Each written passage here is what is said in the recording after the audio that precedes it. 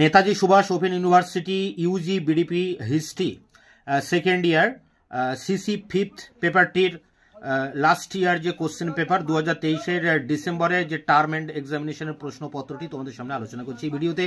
তা দেখো, এখানে 50 নম্বরের পরীক্ষা এবং সেখানে 2 ঘন্টার সময়। 50 নম্বরের মধ্যে 10 নম্বরের প্রশ্ন 2টি 20 আর 6 নম্বরের টিকা 5টি 30। এই 50 নম্বরের পরীক্ষা দিতে হবে এবং সেখানে বিভাগ ক বা গ্রুপ এ তে যে প্রশ্ন এসছে লাস্ট 2023 সালের প্রশ্নে সেটি তোমরা দেখে নাও। মোট এখানে 4টি প্রশ্ন এসেছে, 2টি প্রশ্নের উত্তর লিখতে হবে।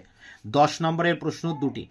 তো এখানে দেখো, প্রথম প্রশ্ন, আদি মধ্যযুগের ভারতীয় ইতিহাস পুনরুদ্ধারে লিপির গুরুত্ব নিরূপণ করো। পরেরটি দেখো, আদি মধ্যযুগে ভারতীয় সামন্ততন্ত্রের উদ্ভব সম্পর্কে বিতর্ক আলোচনা করো। পরেরটি দেখো, পল্লব স্থাপত্য ও ভাস্কর্য শিল্পের উপর প্রবন্ধ লেখো। পরেরটি রয়েছে একাদশ শতাব্দীতে গজনির আক্রমণের ফলাফল সম্পর্কে মন্তব্য করো। বিভাগ খ গ্রুপ বি, এখানে 6 নম্বরের টিকা প্রশ্ন 5টি লিখতে হবে, 30 নম্বর। এখানে প্রশ্ন আসবে 10টি, তার ভিতরে 5টি প্রশ্ন উত্তর লিখতে হবে। হর্ষচরিত সম্পর্কে একটি সংক্ষিপ্ত টিকা লেখো।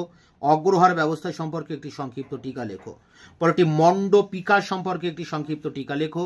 পরেরটি এসেছে সপ্তম শতাব্দীতে কনৌজের গুরুত্ব কি ছিল। পরেরটি আরবরা কেন সিন্ধু আক্রমণ করেছিল। পরেরটি রাজপুত কারা। পরেরটি রয়েছে আল হুজউরি কে ছিলেন। পরেরটি মাৎস্যন্যায় বলতে কি বোঝেন।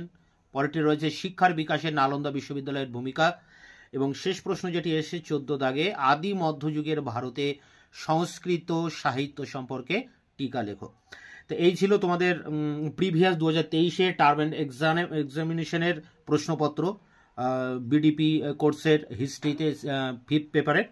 এটিকে সামনে রেখে তোমরা পরবর্তী পদক্ষেপ নেবে। এবং এক্ষেত্রে বলে রাখি, তোমাদের এই পেপারটির সাজেশন আমি ইতিমধ্যে চ্যানেলে দিয়ে দিয়েছি। তোমরা যারা 2025 সালে পরীক্ষা দেবে, তোমাদের সেই সাজেশন আমি চ্যানেলে এনেছি এবং সেই সাজেশনের অনেকগুলি প্রশ্নের উত্তর আমি চ্যানেলে আপলোড করেও দিয়েছি।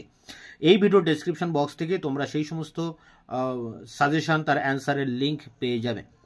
দেখা হচ্ছে অন্য কোনো ভিডিও ক্লাসে। ততক্ষণে চ্যানেলকে তোমরা সাবস্ক্রাইব করে রাখবে এবং ভিডিওটি ভালো লাগলে অবশ্যই এটা লাইক দেবে।